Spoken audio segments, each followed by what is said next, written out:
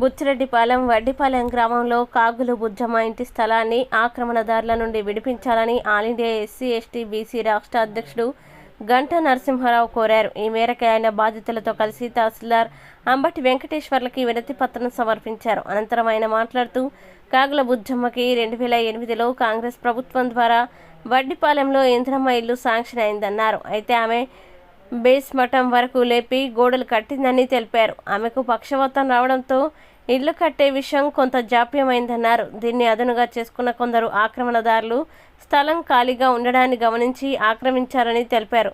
స్థలం మాదంటూ ఆమెపై పోలీస్ స్టేషన్లో కేసులు పెట్టారన్నారు.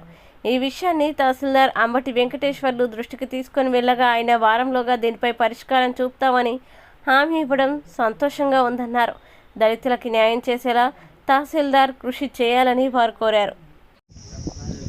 All India SC ST BC minority welfare association, నా పేరు గంటా నరసింహులు. నేను నెల్లూరు జిల్లా బుచ్చిరెడ్డిపాలెం మండల తహసీల్దారు ఆఫీస్ నుంచి మాట్లాడుతున్నాను.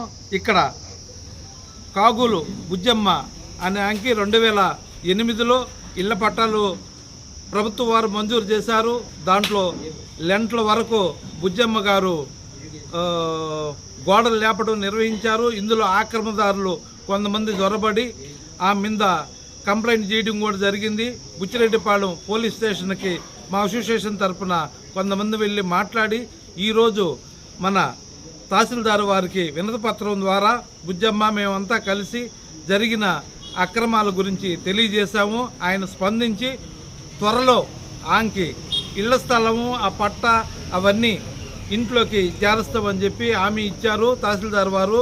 ఇందుకు మేము తహసీల్దార్ వారికి హృదయపూర్వక ధన్యవాదాలు తెలుపుతున్నాం.